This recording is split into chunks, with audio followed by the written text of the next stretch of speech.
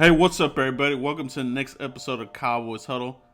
It's my boy Foots the King from Cowboys Nation TV. We haven't done the video version of this in a while, but this will be out in podcast as well. And it's myself and Foots. What's up, Foots?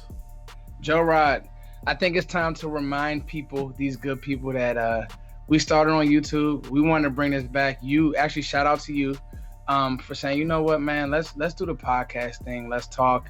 Let's look in the camera. Let's talk to these people who've been supporting us, riding with us. Now, what we do need you guys to do, though, is make sure that you guys jump on iTunes, go to the site, armchairsports.com. All right. Leave a rating. Write something cool. I know you guys always write cool stuff on YouTube, but write a cool comment for us, guys. This is my birthday today, so that's the only thing I want for my birthday. Happy birthday, Foots. Happy birthday, Foots. Joe was one of the first people to text me this morning. It's my buddy, man. How young are you, Foots? Or do you not want to reveal it? Do you want to reveal it? I don't mind, dude. Let's say I'm out of my 20s now. Dang. So I know, out of his 20s. I hope you got a shot of something, man. Did you get a shot of something? Sunday I had probably too many shots. My boy right there. My boy. That should tell you all that you need to know about my weekend. It was fun though. That's good, man. So I'm ready to talk ball. We're ready to talk Cowboys football, man. So it is. Yeah. We're on the break. The Cowboys are on break. We're not on break. We're still talking Cowboys.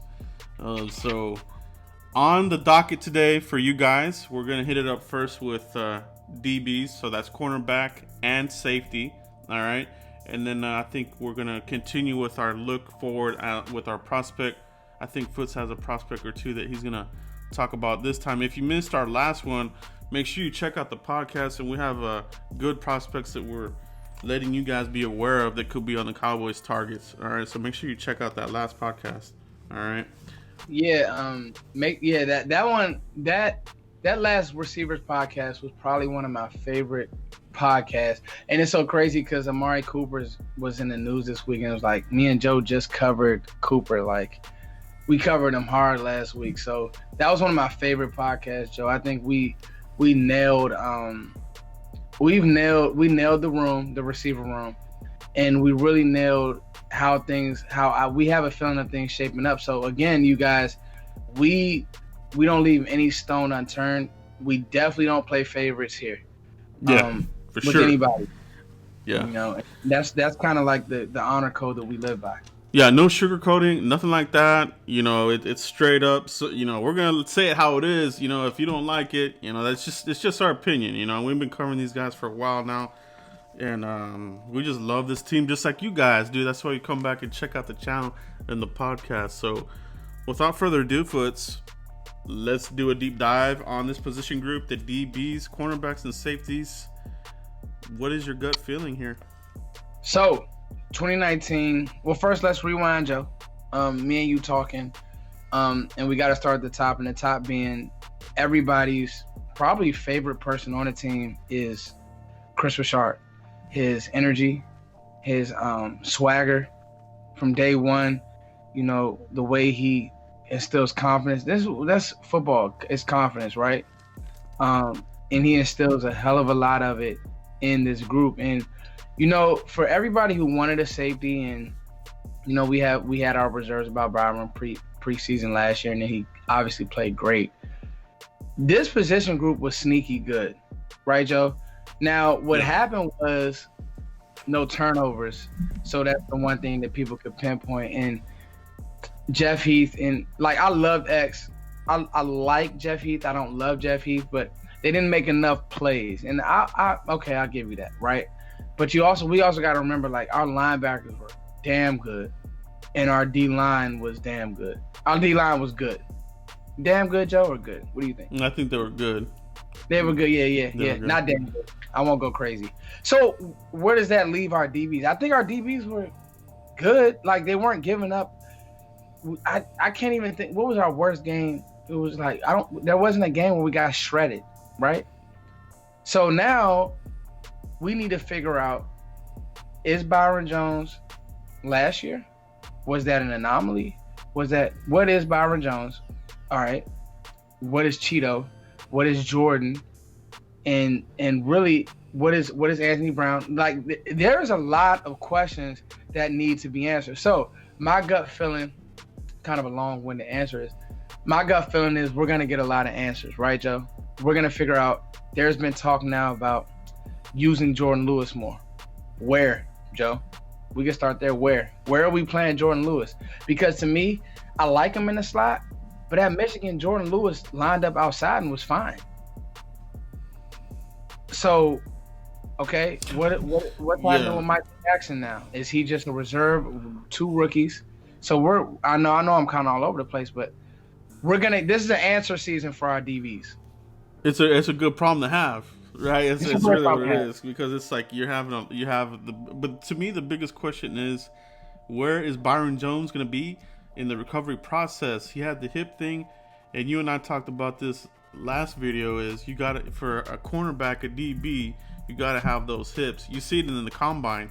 That's one of the things you look at, like, are his hips tight?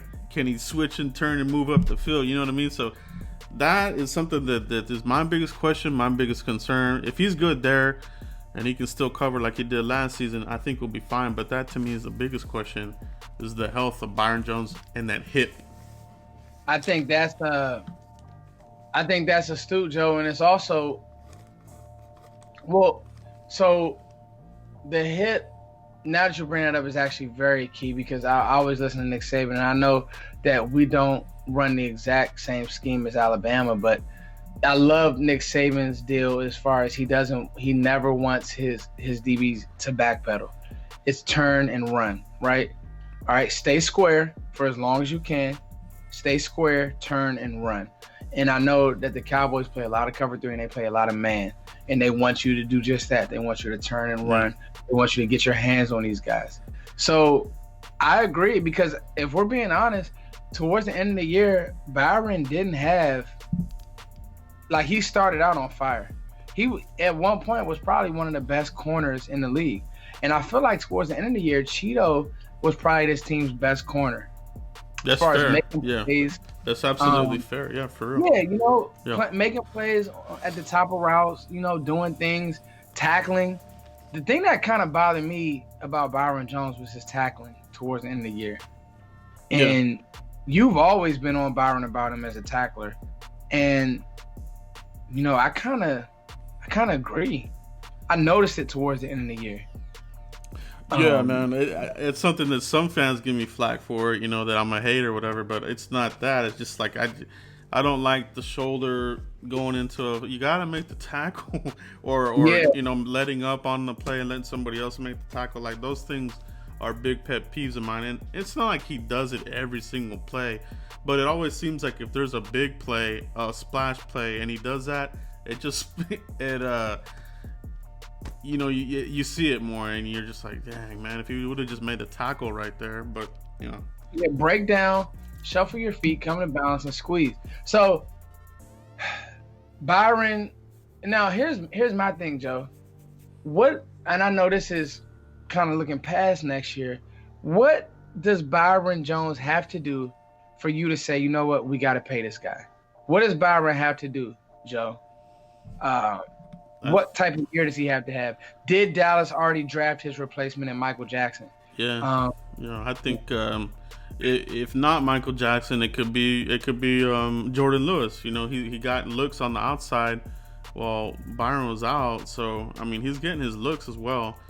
And at Michigan, he was able to hold his own on the outside, so we know he can do it. He does have the long arms. It's not like he's like really, I don't know, some people make it seem like he's a Darren Sproles out there, like short and stout, short arms. He's got the long arms and he's not short. I mean, you know what I mean? So he has attributes that Rashard can work with, and that's what you want. You want the attributes and the traits, right? We always talk about traits. Jordan Lewis has those traits, and I feel good about him. But what does he have to do? I don't know if he can do anything. I just feel like at some point, not everybody can be re-signed, and maybe you look at the cap and you're like, yeah, you can sign everybody, but at what cost? Are you gonna have an issue if you want to re-sign Jalen Smith long term? And then you got that DB class that we're talking about now. Cheeto, Xavier, Jordan, they all came out the same year. So I don't know, man. I just think that he has to play good this year to try to earn a contract somewhere else. To be honest. Being honest, Joe, I think that's the answer. As I listen to you talk, I'm pretty much 100% sure Byron probably won't be a Cowboy next year, only because he came on a little too late. And I think that Dallas, because Westry can play, we got to see it, and Jackson can play. Like, I'm really excited about Michael Jackson. Now, has to get out of some of the grabby things. But you talk about a physical SOB. You talking about somebody who you don't gotta worry about him tackling. You know, all right? He will come up and he as a corner. I mean, I can show you cut-ups with him coming up and making tackles and squeezing it. Yeah. And that's what I liked about Cheeto so much. I'll never forget when he came up, played stout again. And that, you know what? That attitude spreads across your defense when your corners want to come up and fill. I'll never forget when he tackled when he went head up with Marshawn, you know, and didn't duck any wreck, Joe. I think we texted each other in that play. Yeah, we're like, that's what you gotta have that play. You know, he didn't back down. He didn't back down, man. I mean, a lot of corners would have ankle tackled, would have kind of made a business decision. And Cheeto didn't. Yep. Yeah, and so it's things like that number one build a defense and a team camaraderie, but then it sends a message. And I think Cheetos is primed for a very big year, Joe. I think he's primed to he gets his hand. He has a really good knack of finding the football and intercepting the ball and getting his hands on the ball. And the big thing that we've been talking about with this secondary is the turnovers. And I think that year 3 for Cheeto is going to be that year to where he's comfortable. He knows the speed of the game. He knows, you know, what now Chris Rashard wants for him. And as long as he can stay healthy, I look for him to have an amazing year. Now, what we got to talk about, Joe, is that slot position and who is first to the outside if something were to happen to Byron. Do you give one of these rookies a chance, Joe? I want to know your opinion. Is it Jordan, you kick out? Is it Anthony Brown, you kick out? Because the thing I like about all of these corners, they all have experience at every corner position. So what do you think, Joe? I think if Byron is out, you go with Jordan. I'm not sure if that's the backup, but I think that's where they prefer Jordan. If he's on the outside, they like him on the left. And Anthony Brown, I think he takes over if Uwuzie is out. I think that's how they had it set up previously. I could be wrong. I need to go back and check that, but that's what I would do. And in the slot, you know, if you have Jordan on the outside and Cheeto on the other side, Anthony Brown, more than capable. I mean, that's really what he was here to do before we got Jordan, which isn't, you know, that many years. I think it was like, what, 1 season or 2 seasons? Yeah.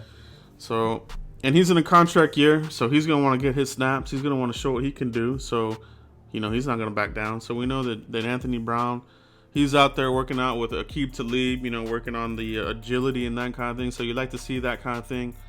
And, is he? Wow, that's amazing. Yeah, so he's doing that. So Anthony Brown, he's ready to rock and roll for the season. And, you know, I kind of called this earlier, and not to say that this will happen, but, you know, some people are like, you know, we'll be able to sign him cheap or things like that. But, you know, these corners are not a dime a dozen. It's hard to find a good corner.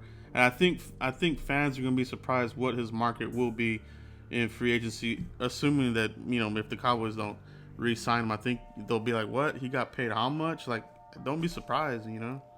If Dallas makes a run, Anthony Brown will not be signed on the cheap because he'll probably be a part of that. So Anthony Brown is the weirdest person to figure out. He's one of the weirdest players for me to figure out, Joe. Yeah. Whenever I want to write him off, he makes the play. Whenever I want to, man, I'm tired of this dude. He makes a play. He's right there. He will tackle. Anthony Brown will tackle. there are times where his awareness is kind of weird for me, but the speed is there. All right, so 4.3 guy, 4.4, 4.3 guy. So I think that you're spot on with that. And I remember coming out of Purdue, I didn't even give him a chance to make the team. And here he is. Yeah, I remember his rookie year, he just played outstanding. So that'll be interesting, Joe. And I like where you're going. Now let me ask you this, Joe. With the league now transitioning, if you've noticed, there's been a shift in the receiver height and the receivers that have been panning out lately, right? Yeah. The tall guys, the Laquan Treadwells, the Justin Blackmans. I know I'm going back a little bit, but the point, Dez, all right, that's out now. Now it's these guys, 6 even, maybe 5'11", but route runners. The route runners. Yeah. And so do you now combat that with a quicker, shiftier corner like a Jordan Lewis, who's almost like, a point guard playing defense on a shooting guard? That's perfect description. Is that the new look at the Denzel Ward? Denzel Ward is not a tall player, Joe. Right on. Cleveland corner. Came in year one and looked amazing. Yeah. Does Dallas take that into any consideration? What do you think, Joe? I think so, man. I think that, and that's just another reason why you gotta love Will McClay, baby, because he's a defensive-minded person in general. His background is defense, and he's really good at how the league is evolving, and that's how it is. The rules, they're pro offense, they're pro wide receiver for the most part, except when it comes to the catch. But you gotta have these shiftier guys. You gotta get guys that you can cover, like these smaller, shiftier guys, route runners, like you said, like Calvin Ridley types, your Julio Jones, your Amari Coopers. You don't need, the Calvin Johnson of the world, those big, tall, possession, strong guys. They seem like they're of the age of the dinosaur right now. It's just the evolution of the NFL. Like, yeah, you're right on with that, Foots. Yeah, because we've got you. So you gotta follow the trends. Number one, like the whole running back thing. It's clear that Dallas is gonna make an effort to go to, I wouldn't really say a 2-back system, but to spell Zeke at times, right? Like that's drafting Pollard and hearing the type of, now we're not going Ryan Switzer crazy, but hearing about the type of plays that he's making, it's clear that Dallas is going to get other players involved in the backfield. That's a trend maybe that the Saints started, and realizing like, getting 2 backs is not a bad idea. So now is that trend of, because big receivers haven't been on the Cowboys' radar, and it's been the small shiftier DJ Moores that have been on our radar. And now how are we combating that, and how our teams combating that, and our smaller corners now the trend, are they back in action, right? Marshawn Lattimore, not really a big corner. Tre'Davious White, not really a big corner, but a good young corner. Some of these young corners who are coming in now, obviously Jalen Ramsey is an exception. He has the size and the speed. He has the whole 9, the physicalness, everything. But the point is, I think that that's something that, if nothing else, needs to be looked at. Jordan Lewis, his run in Michigan, I think people really forget how good he was in Michigan. If not for the off-field, Jordan Lewis was a first-year pick. Yeah, I was about to say, that's what we talked about offline last time, right? That he was really projected a first-round pick, but the off-field knocked him down. So off-field is the only reason why Jordan Lewis is a third-round player. So if you think about it, his grade is higher than Cheeto. If we're being real. His grade is very higher than Cheeto. So, and they both panned out well. Yeah. But I just want people to kind of, remember, like, Jordan Lewis's instincts are incredible. Yeah. He's had times where he got picked on. I remember the Packers game was rough. The Packers game was rough. Yeah, right? Packers game was rough, but Jordan Lewis had a hell of a game against the Saints. Won us the game to me. MVP of that one, right? One of the biggest games. That in the Seattle game has probably been two of the biggest games that I can remember as of late, because we haven't been in any bigger wins, more or less. Because, the first round playoff wins, those don't count. But that's probably one of the more bigger wins that I've been a part of in a long time. That Saints win, for a regular season win, nobody gave Dallas a chance. That was while we were ripped off a run. Yeah, that was a huge game. One straight, Joe, like 6, 7 straight. Yeah, that momentum is a real thing, man. Like, if, you had to win that game, and even that last game with the Giants or whatever, it's like, you didn't want to come out flat, because we know this team, that if they would have botched that game, the momentum would have gone out the window. We would have lost against the Seahawks. So, yeah. That momentum is a real thing, everybody. That's no joke. Yeah, Joe. Let's talk about these young players. Let's talk about these rookies. Joe, how are you feeling about Westry and Michael Jackson? Just gut feeling. What do you expect, if anything? Yeah, for Westry, I'll start with Westry. Well, for Westry, I know they did have a draftable grade on him, and they got him undrafted. But as far as will he make the team, I'm not sure. That I have to see on the field, with him. With Michael Jackson, I love that the Cowboys went back to the U, going back to that well, because these guys, they bring the swagger, man. They really do. They're so confident, and when they talk, and they play confident, and I feel good about Michael Jackson making this team. I feel good about him making the team and keeping that swagger going, Yeah, so I think the big thing about Michael Jackson, Joe, was just him playing. There you go, right there. Him playing in Florida, him playing at Miami, the turnover chain, the whole nine. I think that people don't understand, like you said, that swag. Play ball in Florida. I know Miami hasn't been the same program that it was when Jimmy Johnson was there, Michael Irvin, the whole nine. But to play ball in Florida is like, that's like one of the meccas in Texas, Florida, California. Those are the meccas when it comes to ball. And so to play, like you said, the swagger. If nothing else, you are going to see a swagger with Michael Johnson. I have a really good feeling about him. I was telling you that pre-show, Joe. I've been watching some film on him. He has a couple things, little grabby, and I want him to work on just staying a little more square, but the punch is there. He will play man well. He can turn and run. He's not a bad athlete. He will turn the ball over too. He will intercept the football. Hey, hey, check this out too, man. Check this out. We're always talking about iron sharpening iron.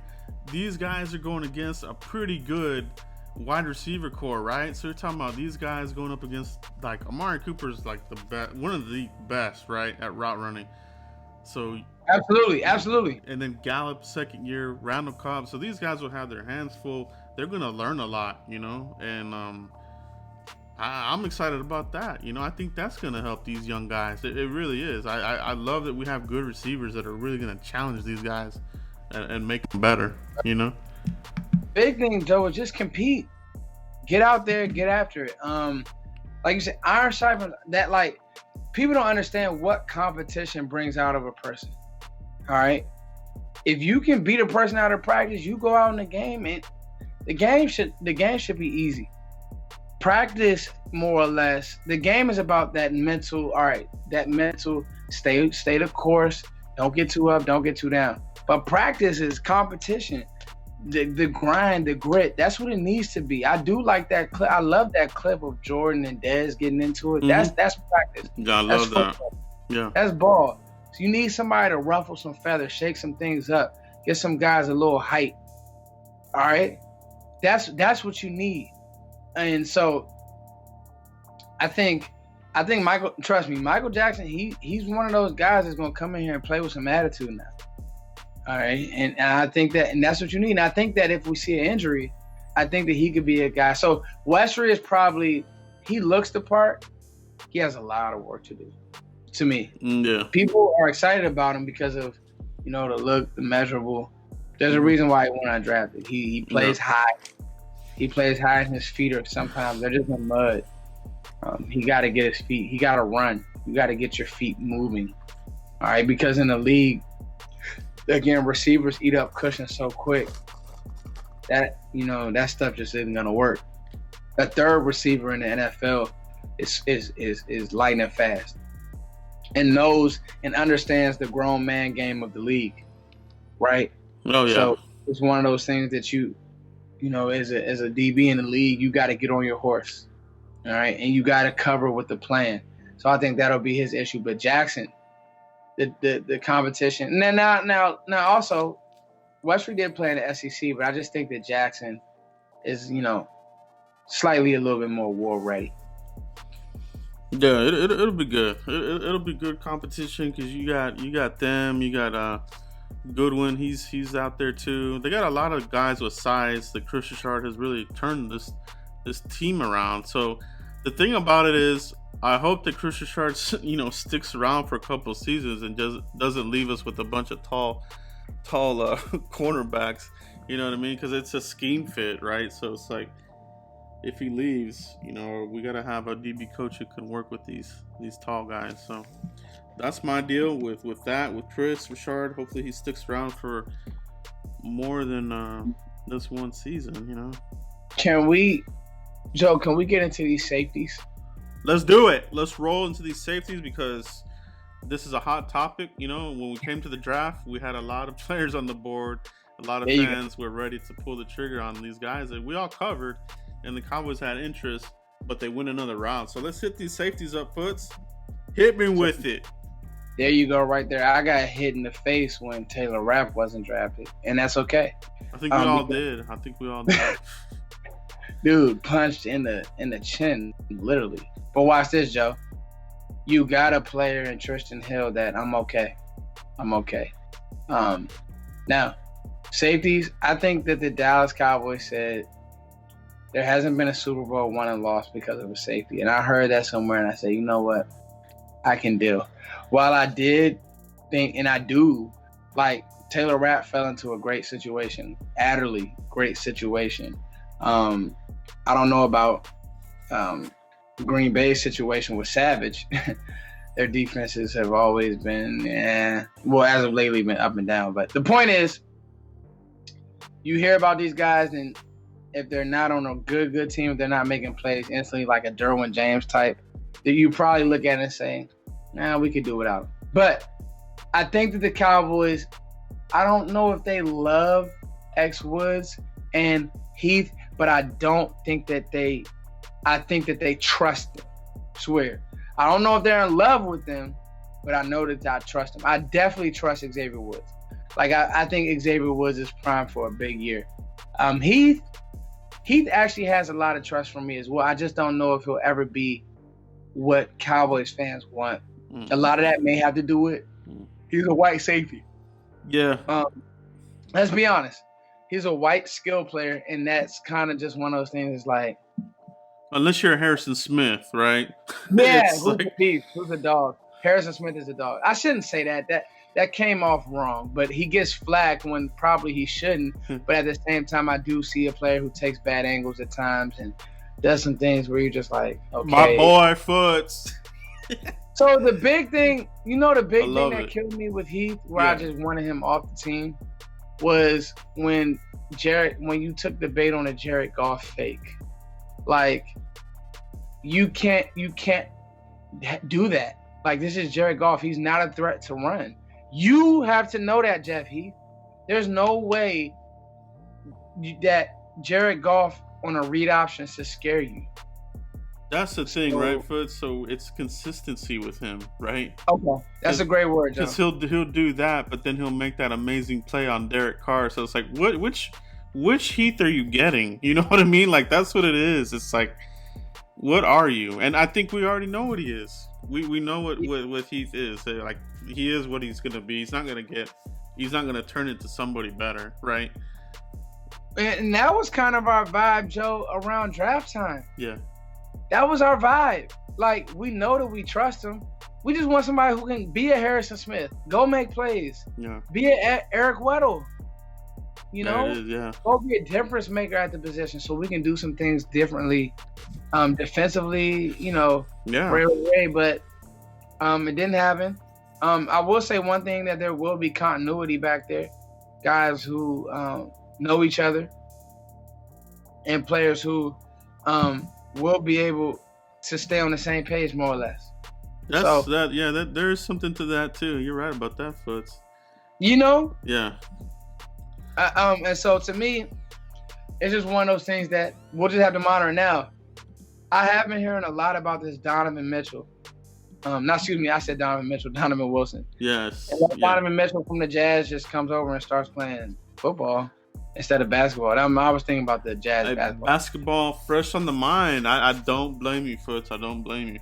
I know the finals ended so goofy. It's like, what? They just got crushed. Anyway, so Joe, thinking about Wilson, right? I got a good feeling about him. Is Kayvon Frazier gone, Joe? Well, that's something we kind of hit on an older podcast, was, you know, possible bubble players, and that one is mine. And people that follow my channel know that I'm a pretty big fan of Kayvon Frazier. I love him in run defense.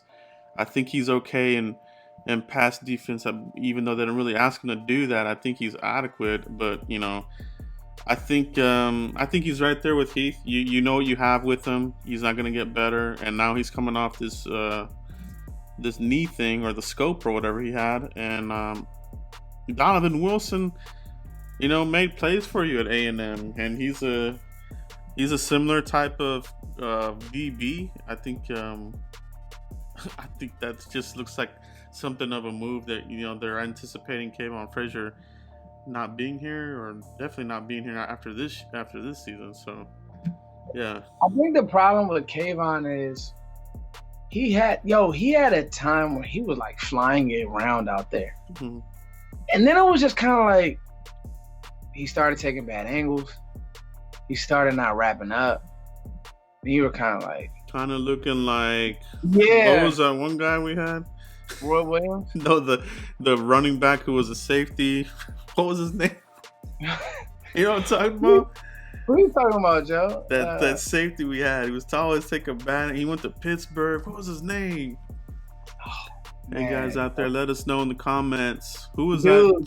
Who is it though? I think I know you're talking about. And we took him early too. It was like a third round. Really? No, I gotta go look this up. Screw that. How long ago was it, Joe? What draft was that, dude? He was like, oh man, what was his name? That was killing me. Pittsburgh safety. What? Yeah, I remember he went to Pittsburgh. He's bounced around for a little bit. But he's still in the league? Yeah, remember he was a running back, then he was safety, and then with us. Let me see. 2015 draft. Let me see. Was it 15, Joe? It might have been 15. Hold on. Are you talking about I know when you say the name, you'll know it. Was it might have been 14. Let me see. Pittsburgh safety.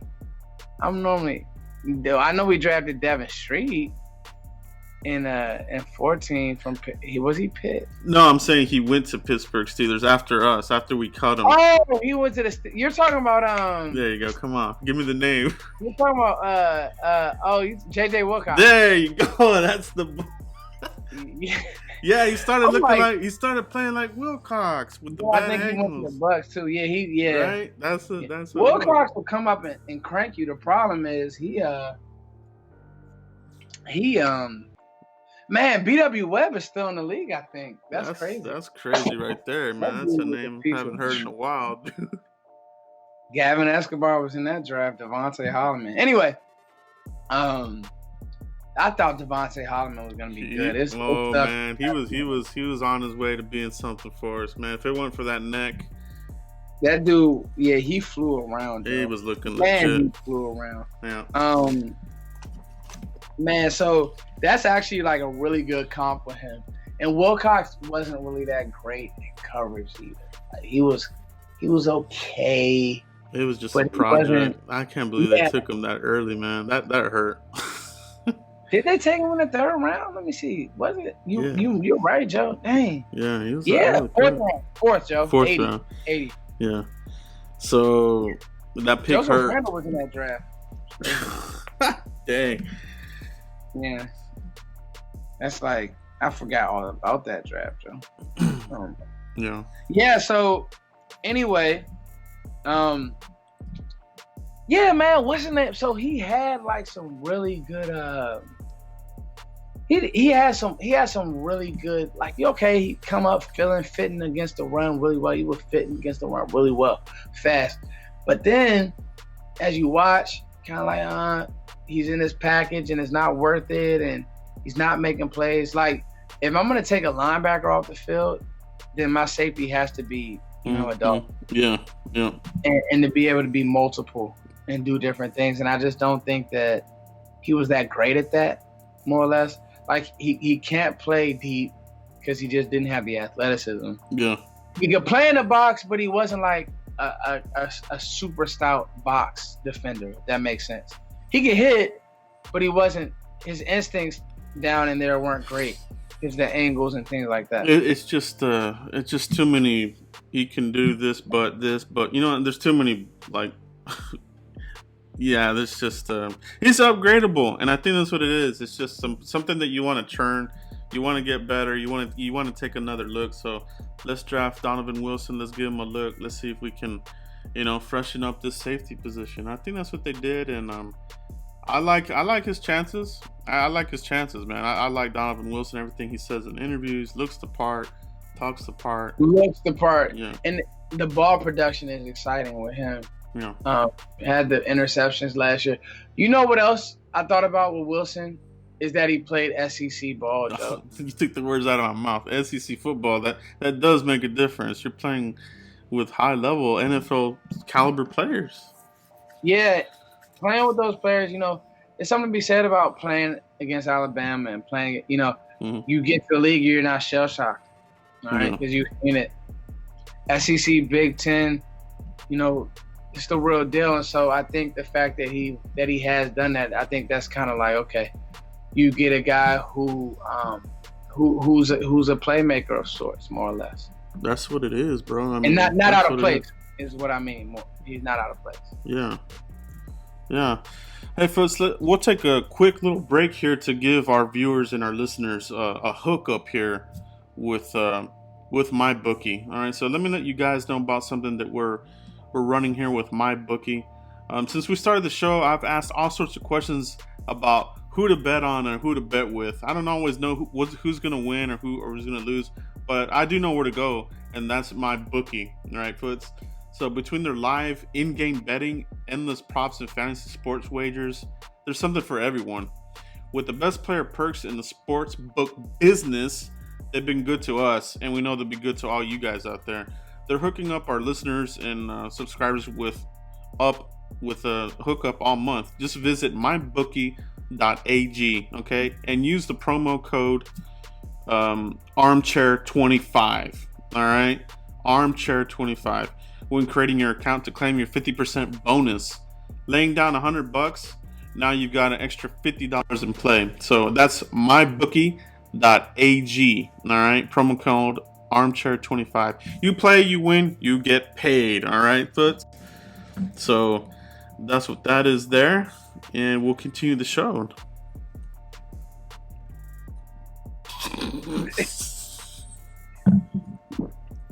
Foots, you got me?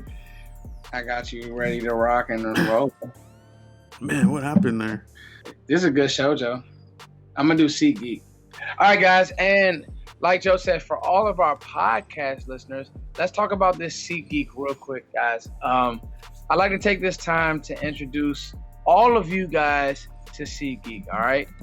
Let them know and let them take all of this confusion, all right? Because sometimes it can be confusing, Joe, when you're trying to get a ticket, okay? To to any type of game, any type of sporting event, SeatGeek will work that out for you. Their app scans the web for the best deals for your favorite game, So any game you want to go to, SeatGeek got you, all right? Concert, shows, ratings, on a scale from 0 to 10, I was about to say skeet. No, not skeet. Water gun. All right, listen. SeatGeek got you. Use the promo code ACAA at the checkout and receive 20 schmackers, all right? $20 off your purchase. That's 2 free beers at the stadium. That's a hot dog, chips, whatever. That's probably like a movie ticket. ACAA for $20 off your first purchase. SeatGeek. Life is an event. Get the tickets. There you go, man. Who doesn't want to save on tickets? You know what I'm saying? Let's do it, Joe. Joe, let's get into this look forward, man. Hit me with the prospect, baby. Hit me with one. So I think that we covered DBs really good. Like I said, it's going to be a good year. Joe, I got 2 prospects, and I'm coming at you hot. All right? Hot and ready from the Big Ten. All right? So we know the tight end position is in the air right now. So I got a tight end that I want Cowboys fans to keep their eye on. It's a young man by the name of Bryson Hopkins, Purdue tight end. He's a senior. Really good athlete. Just a really, really good athlete. And I like Big Ten tight ends. I like tight ends from Iowa, Purdue, programs that are hard-nosed programs. So I want you guys to check out Bryson Hopkins. And then, obviously, the Cowboys probably won't need a downhill runner, but I just want you guys to watch Jonathan Taylor. He's probably Wisconsin running back. He's on every Heisman watch list. He's probably my favorite back since the college football as far as completeness, how he runs with power behind his pass. Jonathan Taylor is a really good player.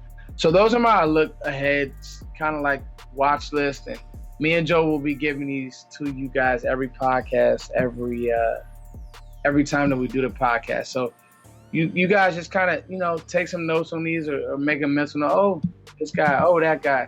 And just keep your eye on them on Saturdays. And so you can have that, because me and Joe are going to be on top of it way before the draft, as we always are. But this year, I think we're going to really try to pinpoint that to really cover these guys throughout the year. Yes, sir. You already know it, guys. Foots and I we've become draft king gurus, as you could say, almost.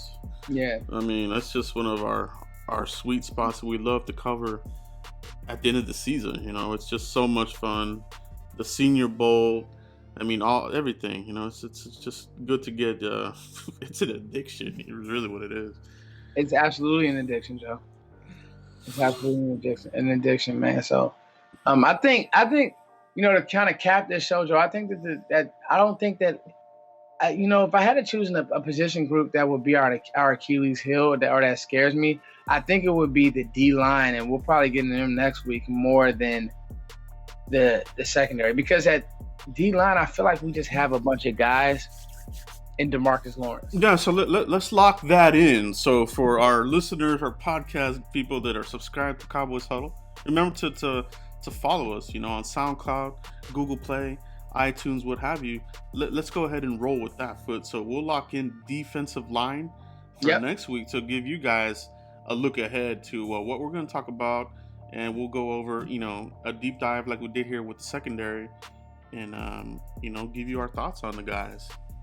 Absolutely, Joe. I can't wait, dude, because I got some thoughts about that D-line. I kind of want people to pump the brakes on some things that I even had to pump the brakes on. So I want to see, because we could get into it, but let's wait, Joe, because you know us. We'll start going. But let's just say this. You need somebody other than DeMarcus Lawrence to step up. I just got a feeling, I don't know. You need somebody has to emerge. Like, I'm good with my backers. I'm good with my defensive backs, but you need somebody other than DeMarcus Lawrence to step up. Absolutely, bro. Absolutely. Gotta have it. Gotta keep them coming in waves. That's it, right there. But that's it, guys. I think we had a really good discussion here with the corners. We hit up on the points on Byron Jones. It is what it is. Cheeto Wuze. We do have to see what he is this season. we can't give him a pass. We got to see it from him, right, Foots? We got to see it from Cheeto. We got to see that next level from Cheeto. So the safeties, that's going to be interesting. But good conversation, guys. Give us a 5-star rating on the podcast. Like this video if you're looking at it on YouTube. And we will see you guys for the next one. Peace. In the Middle East, baby.